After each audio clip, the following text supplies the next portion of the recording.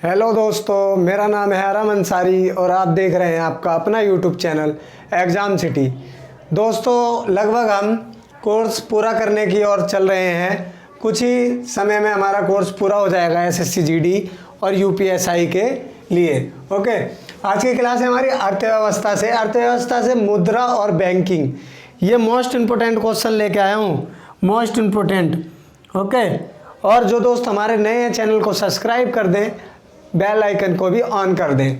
और अगर वीडियो में कोई भी क्वालिटी में दिक्कत आ रही हो तो वीडियो के ऊपर 3 डॉट आते हैं, तो उसमें क्या करेंगे 360 पे या 480 पे उसको चला लेंगे तो वीडियो क्लियर चलेगी। चलिए, तो दोस्तों आज का हमारा पहला क्वेश्चन है अर्थव्यवस्था, मुद्रा और बैंकिंग का। ग्रेसम का नियम किससे संबंधित है? किससे? मुद्रा के प्रचलन से। मुद्रा के प्रचलन से, मुद्रा के प्रचलन से।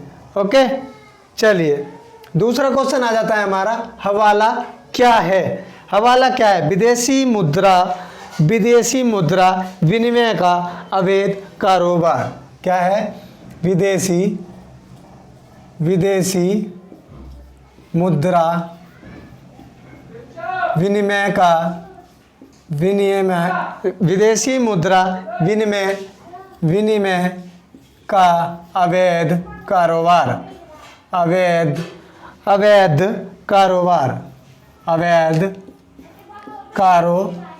ओके, हवाला क्या है? हवाला क्या है? विदेशी मुद्रा विनिमय का अवैध कारोबार है।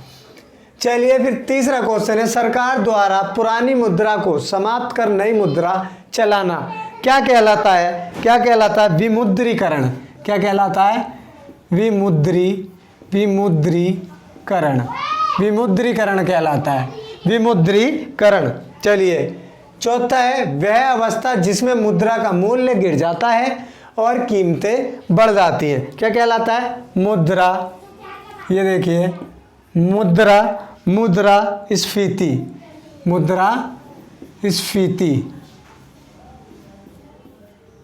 दिख रहा है इधर? दिख रहा है क्या इधर? मुद्रास्फीति, हाँ दिख रहा है, मुद्रास्फीति। ये एक बार मैं साफ करके दोबारा से लिख देता हूँ, मुद्रास्फीति क्या कहलाता है?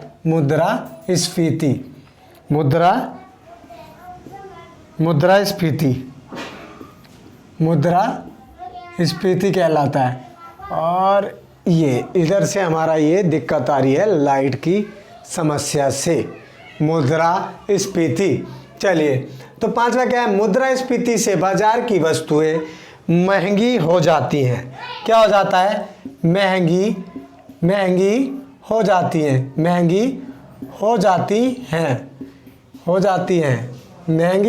हैं। मुद्रास्फीति से बाजार की वस्तुएं महंगी हो जाती हैं। मुद्रास्फीति से लाभान्वित होता है कौन? लाभान्वित होता है मुद्रास्फीति से।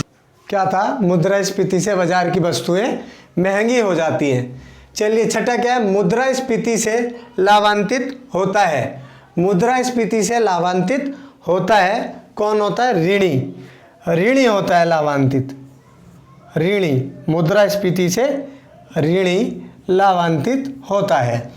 चलिए, वह वर्ग कौन है जिसको मुद्रास्फीति के कारण सबसे अधिक हानि होती है? किसको?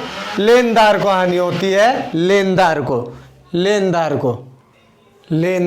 कौन है? लेनदार। किसे हानि होती है सबसे ज़्यादा? मुद्रास्फीति के समय लेनदार को।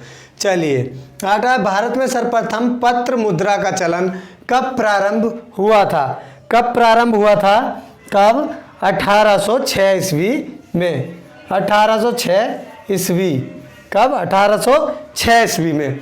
नौवां, भारत की विदेशी मुद्रा का सर्वाधिक भाग खर्च होता है। सर्वाधिक भाग कब खर्च होता है? बताइए क्या है? नौवां है, भारत की विदेशी मुद्रा का सर्वाधिक भाग खर्च होता है पेट्रोलियम के आयात पर। पेट्रोलियम के आयात पर। ओके, पेट्रोलियम के आयात पर। 10वां, भारत में मुद्रास्फीति मापी जाती है। भारत में मुद्रास्फीति मापी जाती है थोक मूल्य सूचकांक द्वारा। थोक मूल्य सूचकांक थोक मूल्य सूचकांक द्वारा। चलिए 11वां, मुद्रास्फीति की शून्य दर उस वर्ष में अवश्य मानी जाती है जब वर्ष के प्रत्येक सप्ताह में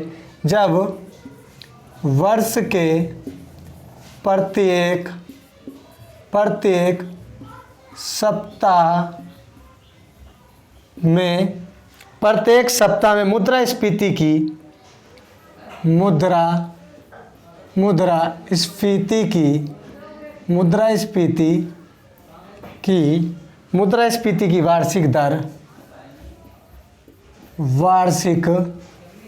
वार्षिक यहाँ लिख देता हूँ, वार्षिक दर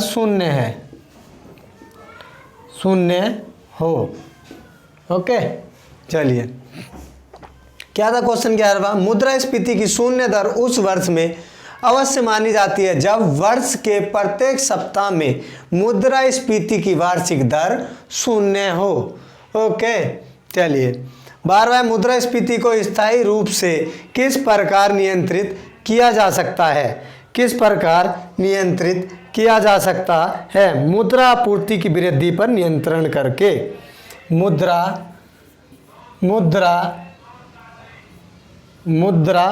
मुद्रापूर्ति, ठीक है भाई। तो क्या है ये? मुद्रास्फीति को स्थायी रूप से किस प्रकार नियंत्रण किया जा सकता है? मुद्रापूर्ति की वृद्धि पर नियंत्रण करके। ओके, चलिए 13वां, भारतीय मुद्रा को परिवर्तनीय बनाया गया 1993-94 के केंद्रीय बजट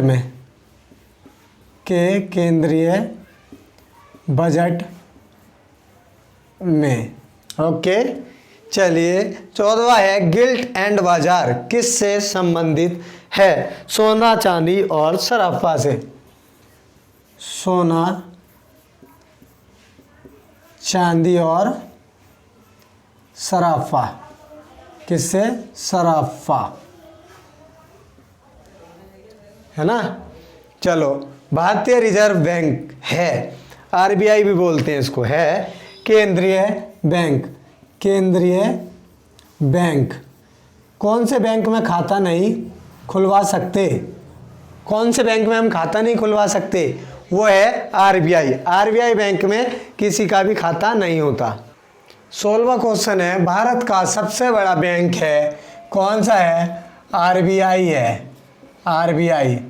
ओके, 17वां, भारत में किसे बैंकों का बैंक कहा जाता है? आरबीआई को कहा जाता है बैंकों का bank, reserve bank of India. ठीक है, चलिए 18वां, बैंक की नई शाखा खोलने के लिए लाइसेंस कौन देता है? आरबीआई देता है। इसकी फुल फॉर्म है reserve bank of India. Okay, RBI.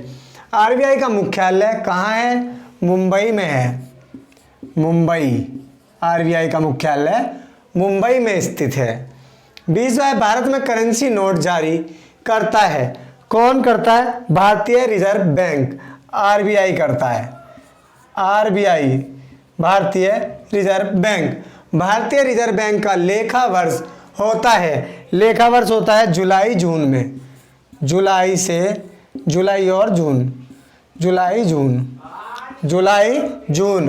Okay, 22वां, reserve bank के नोट निर्माण विभाग के पास, रिजर्व बैंक के नोट निर्माण विभाग के पास हर समय कम से कम कितने मूल्य का स्वर्ण कोष रहना चाहिए? 115 करोड़ रुपए का, 115 करोड़ रुपए का, 115 करोड़ रुपए का रहना चाहिए। 23वां, 10 रुपए के नोट पर किसके हस्ताक्षर होते हैं? किसके हस्ताक्षर होते हैं? गवर्नर। किसके? गवर्नर के, गवर्नर भारतीय रिजर्व बैंक के, भारतीय रिजर्व बैंक, रिजर्व बैंक, भारतीय रिजर्व बैंक। चलिए 24वां भारतीय मौद्रिक नीति के बारे में निर्णय लेता है। कौन लेता है? आरबीआई। आरबीआई भारतीय रिजर्व बैंक। भारतीय रिजर्व बैंक। ओके, आरबीआई की फुल फॉर्म है भारतीय रिजर्व बैंक। ओके, चलिए बैंक नोट प्रेस कहाँ है? कहाँ है? देवास। देवास में है बैंक नोट प्रेस, देवास। और देवास कहाँ है? मध्य प्रदेश में। मध्य प्रदेश में है देवास। चलिए, भारत में 20 रुपये एवं इससे उच्च मूल्य वर्ग के नोटों की छपाई किस प्रेस में होती है? किस प्रेस में होती है? करंटी नोट प्रेस, देवास में। कहाँ होती है? करेंसी नोट, करेंसी, ये लो, करेंसी नोट प्रेस। कहाँ है ये? Dewas. Currency note press, Dewas, MP. MP दिख रहा है? मध्य प्रदेश, एमपी में। Currency note press, Dewas, MP में। 27वां भारत का सबसे बड़ा व्यावसायिक बैंक है। कौन सा है? भारतीय स्टेट बैंक है। कौन सा है? भारतीय स्टेट बैंक। भारतीय स्टेट बैंक है। चलिए, 28वां सार्वजनिक क्षेत्र के वाणिज्यिक बैंकों की सर्वाधिक शाखा किस राज्य में? किस राज्य में? उत्तर प्रदेश में है जी। उत्तर प्रदेश में। उत्तर प्रदेश में। ओके, देखिए, सार्वजनिक क्षेत्र के वाणिज्यिक बैंकों की सर्वाधिक शाखाएं किस राज्य में है? उत्तर प्रदेश में है। पंजाब नेशनल बैंक है। पंजाब नेशनल बैंक एक राष्ट्रीयकृत बैंक है। ओके, राष्ट्रीयकृत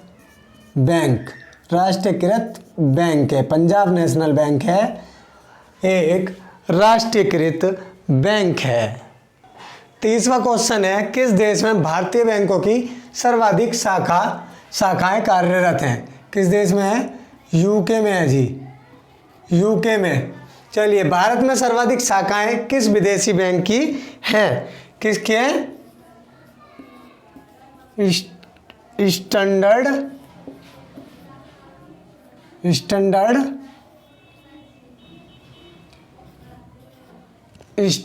आ रहा है ना समझ में?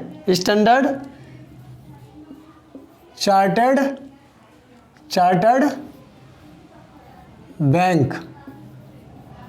ओके, स्टैंडर्ड चार्टर्ड बैंक देश का पहला तैरता हुआ एटीएम है। किसका है? देखिए, एसबीआई बैंक ने स्थापित किया था पहला तैरता हुआ एटीएम। कहाँ पे? एसबीआई बैंक का एटीएम था ये कोच्चि केरल में। ओके, कोच्चि केरल में।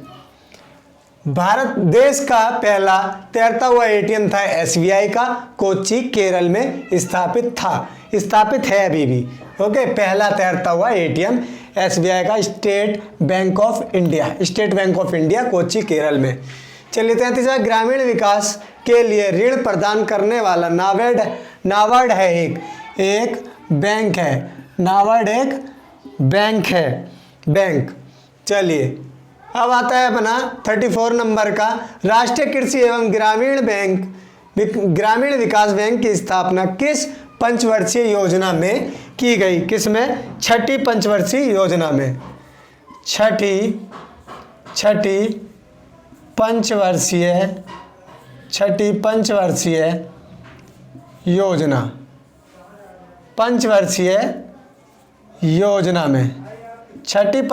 योजना में।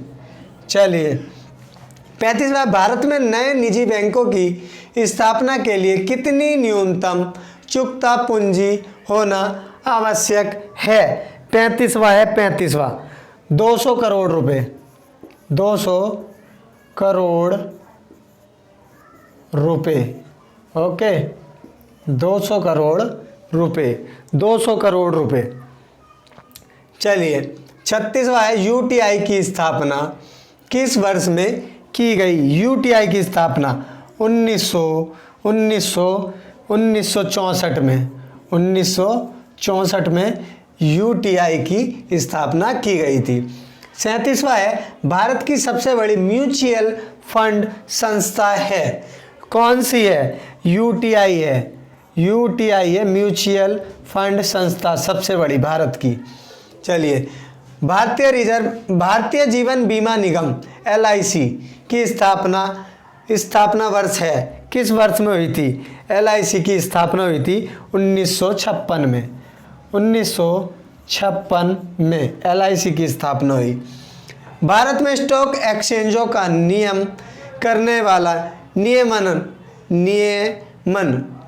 करने वाली बॉडी है, कौन सी है? सेबी, SEBI, सेबी है।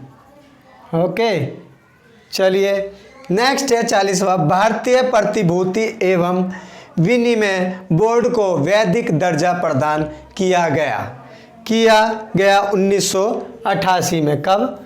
1988 में 41वां, शेयर बाजार पर प्रभावशाली नियंत्रण किसके द्वारा रखा जाता है? किसके द्वारा रखा जाता है? किसके द्वारा रखा जाता है, बताइए। शेयर बाजार पर प्रभावशाली नियंत्रण किसके द्वारा रखा जाता है? ऊपर वाला जो क्वेश्चन है ना, ये 40वां, इस पे मेरा ध्यान गया तो इस पे देखिए क्या दिक्कत हो गई है। इस पे दिक्कत हो गई है, ये जो है, जब भी मैं इस पे अटक गया, आपने देखा होगा 2-3 बार पढ़ दिया ये क्वेश्चन। देखिए इसका क्या था, भारतीय प्रतिभूति एवं विनिमय बोर्ड को वैधिक दर्जा प्रदान किया गया। कब दर्जा मिला था इसको? मिला था 30 अप्रैल 1992 ईस्वी में, है ना। 1992 को इसको वैधिक दर्जा मिला। लेकिन भारतीय प्रतिभूति एवं विनिमय बोर्ड की स्थापना, इसकी जो है ये की स्थापना हुई थी, स्थापना हुई थी 1988 में। स्थापना हुई थी 1988 में, समझ गए ना। देखिए, भारतीय प्रतिभूति एवं विनिमय बोर्ड की स्थापना हुई थी 1988 में और इसको वैधिक दर्जा प्रदान किया गया था 30 अप्रैल 1992 में। ओके, वैधिक दर्जा कब मिला था इसे? प्रतिभूति एवं विनिमय बोर्ड को 30 अप्रैल 1992 को, और इसकी स्थापना हुई थी 1988 में। ओके, समझ गए? ठीक है, चलिए कन्फ्यूजन दूर। अब ये क्या है, शेयर बाजार पर प्रभावशाली नियंत्रण किसके द्वारा रखा जाता है? सेबी द्वारा। किसके द्वारा? सेबी द्वारा।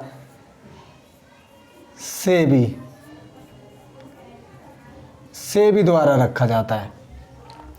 अब ये भारत में मान्यता प्राप्त स्टॉक एक्सचेंज की संख्या कितनी है? 24। कितनी है? 24 है जी। अब कहता है भारत का सबसे पुराना स्टॉक एक्सचेंज है, कौन सा? Mumbai stock exchange. Mumbai stock exchange. Mumbai stock exchange. Okay, सबसे पुराना है। चलिए, सबसे पुराना है, भारत का सबसे पुराना स्टॉक एक्सचेंज है मुंबई स्टॉक एक्सचेंज। 45वां क्वेश्चन है, मुंबई स्टॉक एक्सचेंज की स्थापना कब हुई? 1875 में। 1875 में हुई थी। दलाल स्ट्रीट कहाँ स्थित है? कहाँ पे है? मुंबई में है। ओके, चलिए 47वां है, भारतीय बैंक में 1 लाख करोड़ रुपए के बाजार पूंजीकरण तक पहुंचने वाला पहला बैंक बना, कौन सा? SBI। यहाँ लिख देता हूँ, यहाँ पे है ना, SBI बैंक बना। कौन सा? SBI बैंक बना। ओके, चलिए 48वां, भारत में कागजी नोट मुद्रा को जारी करने का पूर्ण अधिकार किसके पास है? किसके पास है? RBI के पास। RBI बैंक के पास। ओके, आरबीआई बैंक के पास, रिजर्व बैंक ऑफ इंडिया के पास। भारतीय रिजर्व बैंक आरबीआई का राष्ट्रीयकरण किया गया था 1949 में। 1949 में इसका राष्ट्रीयकरण किया गया था।